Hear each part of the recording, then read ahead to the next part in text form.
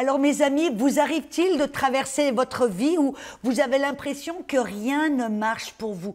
Vous butez contre des obstacles, des défis. Vous allez au lieu de fois en fois, de problème en problème. Et vous dites, mais pourquoi est-ce que rien ne marche? Alors dans cet épisode, nous allons découvrir comment prier d'une manière puissante et voir les choses qui commencent à changer et à se dérouler de la bonne manière pour vous. Alors, on se retrouve tout de suite.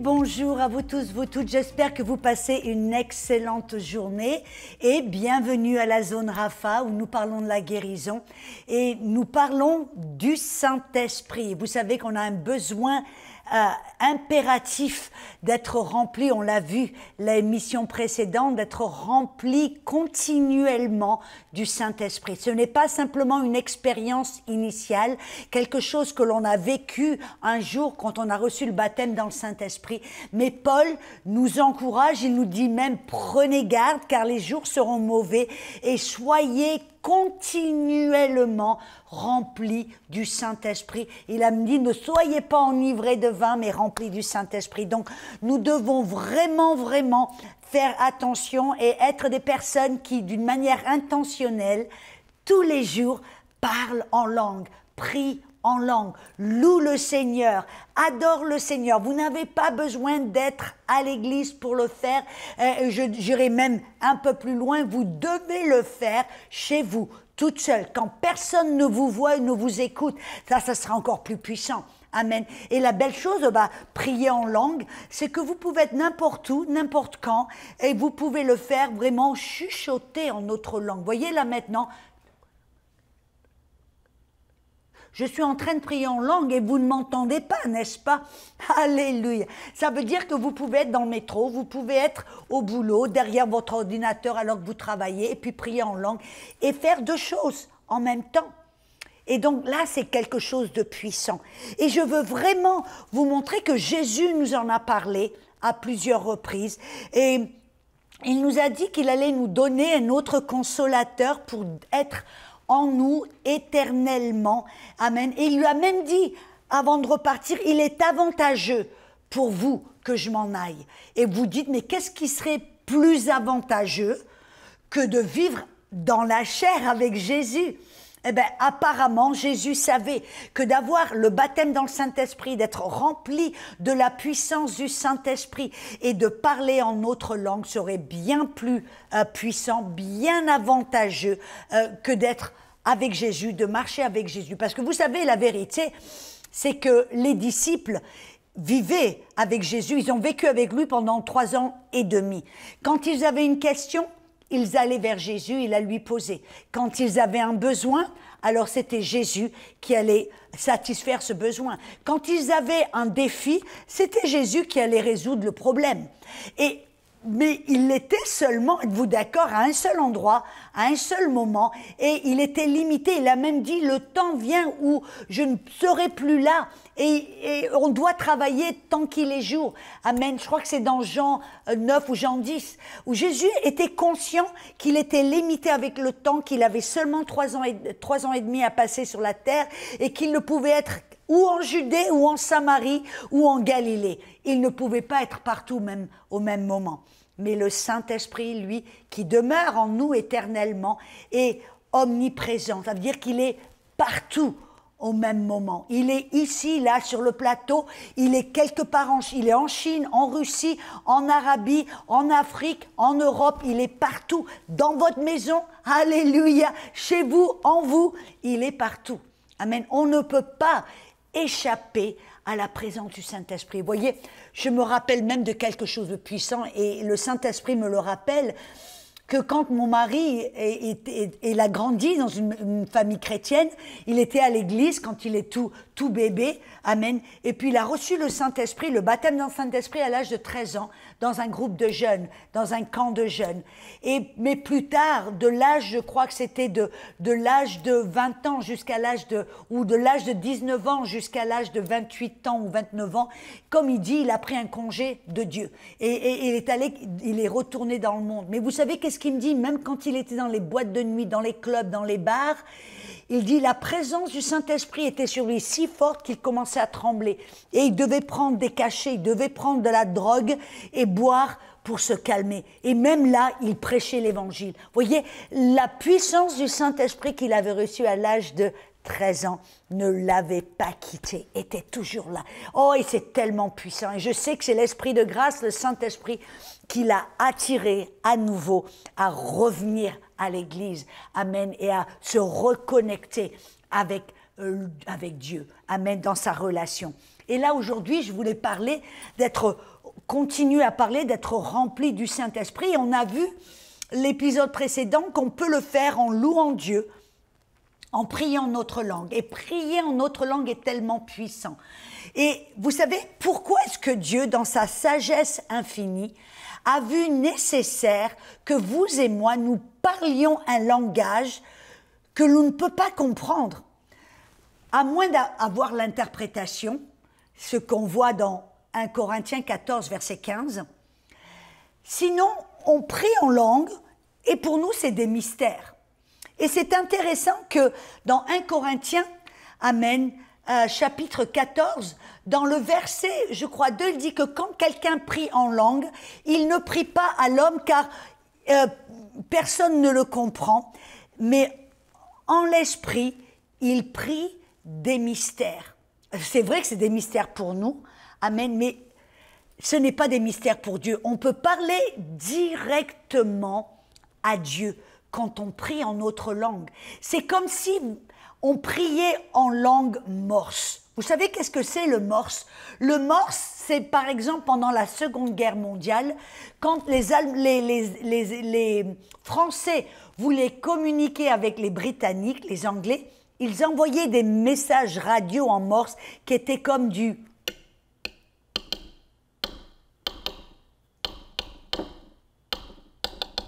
Vous voyez, vous comprenez ce que je veux dire? Et les Français et les Britanniques déchiffraient, décodaient, ils connaissaient le code et ils pouvaient comprendre. Et pour vous et moi, quand on prie en autre langue, c'est comme si on prie en langue morse et en code morse. Et le diable, Dieu comprend parce qu'on parle à Dieu directement. C'est une ligne directe qui va au trône de Dieu, qui ne passe pas à droite et à gauche, ça va direct. Dieu l'entend immédiatement, mais le diable ne peut pas le comprendre. Et là, je vois la sagesse de Dieu, je vois l'intérêt de Dieu, parce que vous voyez, quand on parle en français, et je peux vous dire, l'ennemi m'entend. Et l'ennemi est tellement rusé, vous savez qu'est-ce qu'il va faire? Il va faire de son mieux, d'essayer de court-circuiter ce que je veux faire. Il va court-circuiter le plan de Dieu pour ma vie. Amen, s'il peut le faire. Il va faire de son mieux pour me duper, me mentir, me manipuler, pour essayer de me mettre des bâtons dans les roues. Mais voyez, quand on prie à Dieu directement, une langue et une ligne directe, l'ennemi ne peut pas le comprendre. Amen. J'aime bien que c'est tellement important. Écoutez dans ce verset, en 1 Corinthiens 14, 14, il dit « Quand je prie en langue, c'est mon esprit qui prie. » C'est pas votre tête qui prie, c'est votre esprit qui prie. Et qui prie directement au trône de Dieu et le diable ne peut pas le comprendre. Dans 1 Corinthiens 2, 14, on voit que là, la Bible nous montre quelque chose d'important. Il dit, l'homme naturel ne peut pas recevoir les choses de l'Esprit de Dieu, car elles sont une folie pour lui, et il ne peut pas non plus les connaître, parce qu'elles sont spirituellement discernées. Voyez, en d'autres mots, la parole de Dieu, qui est comme par exemple les paraboles, la parole de Dieu, elles doivent se discerner spirituellement, mais également, quand vous priez en autre langue, ce sont des paroles spirituelles. Et le diable, qui est charnel, qui est méchant, qui n'est pas du tout, qui est ténèbres, lui ne peut pas comprendre ce code Morse, ne peut pas déchiffrer ce que vous êtes en train de dire et de prier au Père directement en notre langue. On le voit par exemple, la Bible nous dit que si l'ennemi avait compris toutes les prophéties au sujet de Jésus, où il allait mourir, où il allait naître, ce qu'il allait faire, où il allait mourir, comment il allait mourir, qu'il allait ressusciter. Vous voyez, tout cela, ce que Jésus allait faire et qui il était et ce qu'il allait accomplir sur la croix, tout cela était prophétisé dans l'Ancien Testament. Tout cela était... Il fallait simplement que ces paroles soient spirituellement discerné et le diable ne pouvait pas le comprendre et le discerner spirituellement et c'est pour ça qu'il a crucifié Jésus-Christ. Il est tombé dans le panneau, il était comme une marionnette entre les mains de Dieu parce que lui il est passé à côté de la plaque. Vous voyez, même si tout cela était prophétisé sur de l'encre sur du papier, l'ennemi, le diable ne pouvait pas les comprendre. Amen, parce qu'il est il n'est pas spirituellement, il ne peut pas discerner. Amen, j'espère que là vous le comprenez. Voyez l'intérêt, la sagesse de Dieu. Et pour vous et pour moi, de pouvoir prier en langue morse, spirituellement en notre langue, et de pouvoir prier directement en Dieu, sans que le diable puisse entendre, comprendre, et essayer de court-circuiter ce que nous sommes en train de prier. Amen, alléluia. Et c'est aussi un moyen de contourner nos propres limitations. Vous savez, et je crois que j'en ai parlé déjà auparavant, c'est que nous avons, en tant qu'êtres humains, nous nous limitons à ce que nous voyons, à ce que nous savons, à ce que nous connaissons. Amen. Et trop souvent, le problème avec ça, c'est qu'on prie petit, on demande à Dieu petit, on croit petit. On est tellement restreint, on est comme des chevaux avec vous voyez, comme une mule qui a des œillères. Là, on voit et on ne voit que ce qui est devant nous. Et voyez un peu comment on peut limiter Dieu et limiter le Saint d'Israël. Amen, on voit ça dans la Bible, il dit que le peuple d'Israël a limité Dieu, même s'ils ont vu les miracles. Même s'ils ont vu ce que Dieu avait fait, de l'eau qui sort du rocher et de la manne qui tombe du ciel, des cailles qui viennent de je ne sais pas d'où, et même Dieu fait des miracles, il fend la mer Rouge en deux, il va vaincre l'armée d'Égypte, et là, même s'ils ont vu tout ça, le peuple d'Israël, quand ils avaient un problème, ils étaient là tout d'un coup à pleurnicher, à se plaindre. Et Dieu a dit, vous me limitez, vous oubliez les miracles que j'ai faits pour vous et vous n'osez pas croire qu'il n'y a rien d'impossible pour moi. Et vous savez, la plupart des chrétiens aujourd'hui ont la même mentalité. Ils prient tellement petit et limité. Et alors Dieu a dit, je le sais ça. Je sais qu'ils vont seulement prier pour leurs petits besoins et pas plus. Je sais qu'ils vont seulement oser demander pour ce qu'ils voient en face d'eux. Je sais qu'ils ne vont pas oser demander les choses miraculeuses et ils vont se limiter non seulement dans ce qu'ils vont faire pour moi et ce qu'ils osent me demander. Alors Dieu dit, je vais leur donner un langage divin où en ce langage divin, ils vont prier des mystères, des choses secrètes, des vérités cachées. Et ils vont, en fin de compte, c'est leur esprit qui va prier, comme je viens de vous montrer, amen, dans 1 Corinthiens chapitre, il dit c'est votre esprit qui prie quand vous priez en autre langue et le Saint-Esprit qui demeure en vous va prier, le Père va pouvoir prier au travers de vos langages de prière, il va pouvoir prier au travers de ce langage divin sa volonté parfaite. Il va ôter les limites, il sait exactement ce dont vous avez besoin, il sait exactement ce qui va vous être nécessaire, là où vous devez aller, ce que vous devez faire, ce dont vous aurez besoin. Amen. Il sait, jeunes gens, jeunes femmes et jeunes hommes, il sait exactement la personne qui est faite pour vous, cette personne avec laquelle vous devez vous marier. Il connaît ces personnes. Et si vous priez en autre langue, Amen. Vous pouvez lui permettre de prier ces choses. Amen. Et vous savez souvent, et je le dis, que quand on prie, c'est important, d'abord la Bible nous le montre, que la meilleure manière, première, pas la meilleure, mais la première manière de prier, c'est de prier la parole. Parce que dans la parole, nous connaissons la volonté de Dieu. Vous savez qu'on doit prier pas à la légère, on va pas prier si c'est ta volonté Seigneur, si sa volonté est écrite noir sur blanc sur la Bible. Vous voyez, quand il dit « par tes meurtrissures, tu as déjà été guéri », ben on voit la volonté de Dieu, que la guérison en fait partie. Alors on va pas prier « Oh Seigneur, si c'est ta volonté, ben guéris-moi ». Non, on va exercer notre autorité avec courage parce qu'on sait que la guérison, c'est sa volonté. Vous voyez, si vous, par exemple, vous voulez un boulot, vous n'allez pas prier « Oh Seigneur, si c'est ta volonté, donne-moi un travail ». Ben non, la Bible, noir sur blanc, nous dit que celui qui ne travaille pas ne mange pas. Alors, qu'est-ce que ça veut dire? On peut en conclure qu'avoir un boulot, c'est la volonté de Dieu. Donc, voyez, qu'est-ce qu'on fait quand on veut prier, qu'on a un besoin? La première chose qu'on doit faire, c'est ouvrir notre Bible, découvrir dans la parole écrite, amen, quelle est la volonté de Dieu. Vous avez besoin de guérison? C'est écrit là-dedans. Vous avez besoin d'un boulot? C'est écrit là-dedans. Vous voulez vous marier? Vous voulez des enfants? C'est écrit là-dedans. Amen. Il y a tellement. Vous n'arrivez pas à dormir la nuit? C'est écrit là-dedans. Psaume 127, verset 2, il dit « Donne du bon sommeil à ses bien-aimés ». Voilà un verset où vous savez que dormir bien la nuit, ça fait partie de la volonté de Dieu. Et qu'est-ce que fait la Bible nous dit?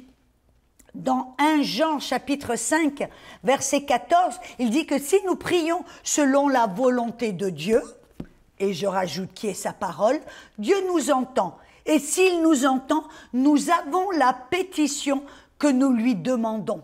Amen. Et donc là, nous savons que quand nous prions sa volonté qui se trouve dans sa parole, alors nous pouvons avoir cette confiance, cette certitude, cette assurance que ce que nous demandons, nous pouvons le recevoir. Point à la ligne. Vous voyez, je me rappelle quand j'étais toute jeune, un autre exemple. Quand je me suis mariée, mon mari, il avait une maison, on a vendu la maison parce qu'on voulait avoir une maison tous les deux. Et donc, il a une entreprise de construction. Et donc, mon mari, qu'est-ce qu'il a fait? Il a dit, tu sais, on va vendre la maison et on va trouver un terrain, je vais construire notre propre maison. Et donc, on est allé, vous savez, qu'est-ce qu'on a fait? On était dans la voiture, il avait une petite idée de ce qu'il voulait. Et on a conduit au travers de la ville, et c'est une grande ville, donc on a conduit pour trouver un terrain à vendre, on a regardé les petites annonces et on ne trouvait rien du tout. Et finalement, je dis, mais attends là, arrête. Vous savez qu'est-ce que j'ai fait? Je suis allée dans la parole et j'ai dit, Seigneur, Saint-Esprit, donne-moi un verset qui me révèle que c'est ta volonté pour nous d'avoir un terrain. Pourrais-tu me montrer un verset? Et puis, vous voyez, j'ai prié, demandé au Saint-Esprit son aide. Et au cours de tout d'un coup, je suis tombée sur un verset qui dit que le Seigneur, c'est dans Exode, que le Seigneur te bénira dans la terre qu'il te donnera.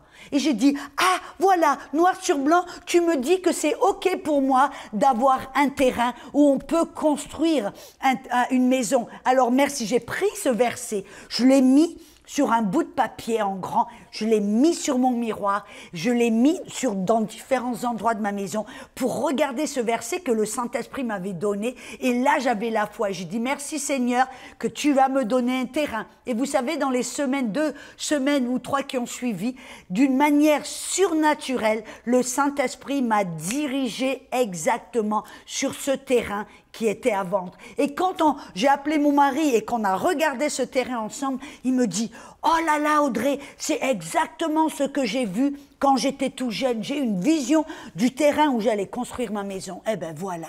Voyez comment ça s'est fait? Parce que j'ai recherché la volonté de Dieu. Amen. Sa volonté dans la parole. Et j'ai pris cette parole, j'ai prié avec cette parole et j'avais là cette assurance que Dieu m'entendait et qu'il me donnait ce que je lui avais demandé. Voyez, mais très souvent, c'est vrai que des fois, on ne voit pas la volonté de Dieu dans la parole. avec quelle personne on va se marier, ou quel boulot on sait que c'est ok de demander à un Dieu un boulot, qu'il nous entend, qu'il va nous donner, parce que c'est dans la parole. Mais des fois, il y a des détails qui sont attachés à nos prières, à cette requête, il y a des détails, le quand, le comment, le où, le qui, il y a des choses qui se passent en arrière-plan, dans les coulisses, entre guillemets, que nous ne savons pas, dans laquelle nous ne sommes même pas conscients. Et alors, comment prier? On peut prier la parole, comme je vous l'ai dit, mais après, on peut inviter le Saint-Esprit. Et vous savez ce que la Bible nous dit? Il nous dit dans Romains 8, dans le verset 26 à 28, il dit « De même aussi, l'Esprit veut nous venir en aide dans notre faiblesse, ou j'aimerais rajouter dans notre incapacité de savoir quoi ou comment prier, car nous ne savons pas ce qu'il nous convient de demander dans nos prières. Mais l'Esprit lui-même intercède par des soupirs inexprimables, car celui qui sonde les cœurs, amen, connaît quelle est la pensée de l'Esprit, parce que c'est selon Dieu qu'il intercède en faveur des saints. Et vous savez, ça nous montre là que quand nous ne savons pas vraiment quoi ou comment prier, quand nous sommes faibles ou impuissants et inconscients dans ce qu'il convient de prier, le Saint-Esprit, lui, veut et peut nous venir en aide parce qu'il connaît tout, il sait tout, amen, et il est partout au même moment. Et qu'est-ce qu'on fait? On peut, comme on vient de voir, avec des soupirs inexprimables, en priant en notre langue, on peut lui permettre, au travers de ce langage divin, de prier, comme on vient de le voir, sa volonté parfaite. Vous voyez, quand on prie la parole, on prie la volonté de Dieu. Mais quand on prie, en plus, en notre langue, alors là, on ne prie pas seulement la volonté de Dieu, mais sa volonté parfaite. Car Dieu sait les petits pièges que le diable va essayer de nous mettre sur le chemin. Il sait les rendez-vous divins, les connexions divines, les barrages et les pièges et les choses qui peuvent empêcher notre prière d'être exaucée. Il sait ce qui se passe dans les coulisses et en arrière-plan. Et alors, au travers de ce langue, qu'est-ce qui va se passer? On va prier la volonté parfaite de Dieu. Et vous savez quel est le verset qui vient après cela? Dans Romains 8, versets 26-27, on voit que le Saint-Esprit veut nous aider à prier d'une manière parfaite, à intercéder d'une manière parfaite quand nous ne savons pas comment prier ou quoi prier comme il convient. Et le verset 28 dit... Oh, j'aime beaucoup ce verset. Et ce verset a été utilisé hors contexte. Et je vais en parler un peu. Mais ce verset dit, « Maintenant, nous savons du reste que toutes choses vont concourir au bien de ceux qui aiment Dieu et de ceux qui sont appelés selon son dessein. » Mon ami, mes amis, à qui appartient cette promesse? Quelle belle promesse! Tout va concourir au bien de ceux qui aiment Dieu, amen, qui sont appelés selon son dessein. À qui appartient cette promesse? À tout le monde? À n'importe qui? Non. Cette promesse du verset de chapitre 8, verset 28 du livre aux Romains, vient après le verset 26 et 27. Ces versets que nous venons de partager et de lire. Ceux qui invitent le Saint-Esprit à intercéder, à prier selon sa volonté parfaite. Peut-être vous avez déjà prié en français la parole de Dieu écrite. Vous avez déclaré la volonté de Dieu. Mais vous savez qu'il y a peut-être des choses en arrière-plan que vous ne connaissez pas, mais vous allez inviter le Saint-Esprit. Et alors là, à la fin de cette prière, vous pouvez souffler un bon coup en disant « Alléluia ! Maintenant, je sais que tout va concourir au bien. Amen. Parce que j'aime Dieu et j'ai intercédé et j'ai prié avec l'aide du Saint-Esprit, sa volonté parfaite. » Moi, je me rappelle, il y avait un monsieur qui voulait vendre sa maison. Il avait mis une petite pancarte devant sa maison à vendre par le propriétaire. Et puis, ça faisait peut-être, je crois, un an ou plus d'un an, sa maison ne se vendait pas. Et puis finalement, un jour, il s'est aperçu tout d'un coup, il y a quelque chose qui ne va pas, il y a quelque chose qui empêche.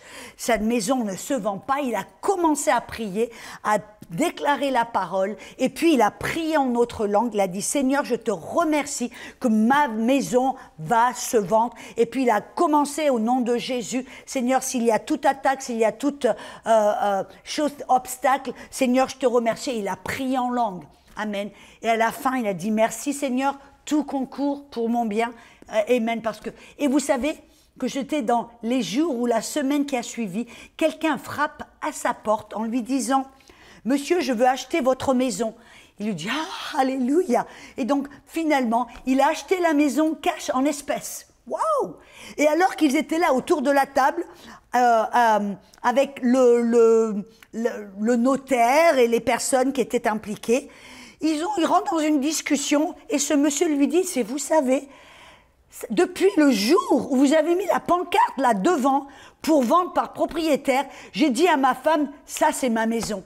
Il me dit, mais je vous dis la vérité, on voulait vendre notre maison pour acheter la vôtre. Mais d'un jour à un autre, on a eu des obstacles, mais c'était terrible. On n'a pas pu, c'était un problème après un autre, après un autre, après un autre. Il dit, mais finalement, il y a une semaine de cela, ma maison s'est vendue, et puis voilà, je peux venir acheter votre maison. Et tout d'un coup, l'homme a rigolé en disant, mais comme je suis bête, il y a un an de cela, j'aurais pu prier la parole et prier en autre langue et intercéder, amen, pour la volonté parfaite de Dieu, afin que Dieu enlève les barrages, les obstacles, les pièges et tout ce que l'ennemi a essayé de faire pendant un an. Et cet homme aurait pu acheter ma maison et moi j'aurais pu vendre la mienne. Vous voyez un petit peu, des fois, il se passe des choses dans nos vies et c'est comme si on se cognait contre les murs et on ne comprend pas, mais dit, mais pourquoi les choses ne fonctionnent pas? Pourquoi ça ne marche pas? Je ne comprends pas. Et on sait quelque part que quelque chose est la volonté de Dieu, mais on se dit, mais les choses ne semblent pas marcher. Il y a des problèmes là et on ne comprend pas. Peut-être que vous devriez aller dans votre Bible, trouver la volonté de Dieu, prier la parole de Dieu en disant merci Seigneur que c'est ta volonté. Mais maintenant Saint-Esprit, je te remercie que je vais prier ta volonté parfaite, car toi tu connais ce qui se passe dans les arrière-plans, dans les coulisses, ce que l'ennemi essaie de faire, et je te demande, je t'invite à prier dans ma faiblesse et mon incapacité et mon ignorance, de prier la volonté parfaite. Amen. Avec des soupirs inexprimables. Tu utilises mon langage divin pour prier ta volonté parfaite. Et vous partirez de là avec soulagement, avec un savoir à l'intérieur que maintenant, votre Père a prié au travers de votre langage divin sa volonté parfaite. Et maintenant, vous pouvez partir de ce moment de prière avec cette conviction que tout va concourir pour le bien. Amen. Tout va concourir pour votre bien, car vous aimez Dieu et vous avez invité le Saint-Esprit à prier pour vous. C'est une belle chose, n'est-ce pas? C'est magnifique. Et donc, je veux vraiment que vous profitiez de cela, de savoir que ce langage divin, c'est pas simplement une évidence que vous êtes rempli du Saint-Esprit, mais c'est un cadeau divin, c'est un outil puissant que Dieu vous a remis et c'est à vous de l'utiliser. Amen. Et je veux vraiment vous inviter à prier en autre langue tous les jours. Amen. Tous les jours. Quand vous avez besoin de prier en français et en autre langue. Quand vous avez besoin de force. Bref, vous avez compris mon petit message. En d'autres mots, je suis ravie que vous ayez choisi de nous rejoindre et je vous aime. Et je vous rejoins bientôt pour un autre épisode de Zone Rapha. À bientôt. Ciao, ciao.